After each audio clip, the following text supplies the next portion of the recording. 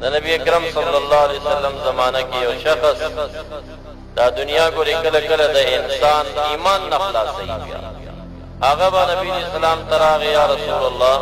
ما ته خلق دعا وکړي چې الله ډیره دنیا راکړي مبارک ورته دا دعا نه کوله دنیا خشه نه دي سپیږي او هغه ته داس یو مون به نه قضا کو ډیر لري کوړي او سحر فراغه ما خپل مون دیو کبي اوته ټول ورځ په مسجد او بار بار اصرار کولو نبی اکرم صلی الله علیه وسلم دعا ورته کړی و داغه ګډان شو د ګډانو پادی او رمیش یو د زیات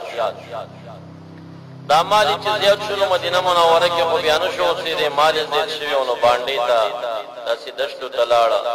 نبی خو با سحر او د ماقام مستوي کوشش کو دا درې مونږ کې پاتې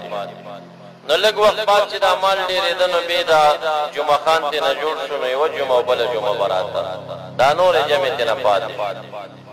لږ وخت چې دا مال نورم زیات شو نو بیا اختر شو د یو اختر بل اختر کې براخکار شو نور بناو بیا نبی اکرم صلی الله علیه وسلم سو کرولې ګلوي د باندې زکات ته واخلې په ګډانو کې هم سلوي ختم ګډوي هغه ته راوړ عاشر چې ورغه وی نبی اکرم صلی الله علیه وسلم دا امارت د قانون را لګلې مطابقه زکات کیږي غرا کا ایوري ګل سوچ پکې کوم نو تبیا را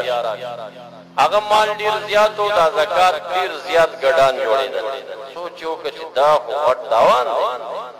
نا عاشر ته ویل چې یره دا خو نشم کولې دا خو دومره کافي تاوان دی دا خو جماعت دې پوره زکات درکړه خو پوره ګډان را نو اومغه سبب د پاره د خرابۍ او د هلاکت دا وګرځي دا بیا به د حیا او د شرم نه رسول الله مبارک دربار ته نشو راتلی کنه ځکه چې زکات نه ورکړي نو بس اومغه شان پاتې شو بعد واقعات لا تشدید کې راځي چې سبب د ارتداد وګرځي د دنیا نه بیا ایمان الله نو دا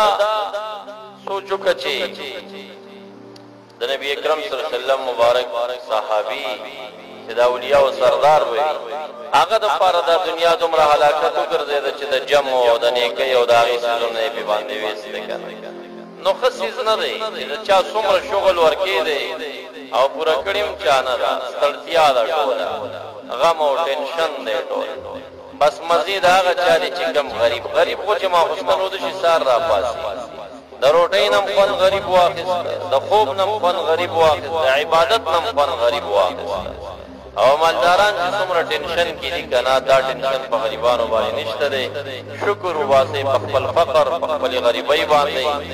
داسې مالداران شته دي چې هغې ښه ډېرې پیسې لري پای مالګه باندې دا څومره لوی عذاب دی چې ستا ترکاري او روټۍ بې مالګي نو ته به په دې دنیا څه وکړې زه دا ټولې کوټې د ډالرو تا سره ډکې او مالګه دا بندل کوم د الله د خوانه تا باندې راغی کنه خو څه کمزوري به در کې وایي موافق زکات بلې نه یې ورکړی فقیر ته بلې سپک کتلي په دغه وجه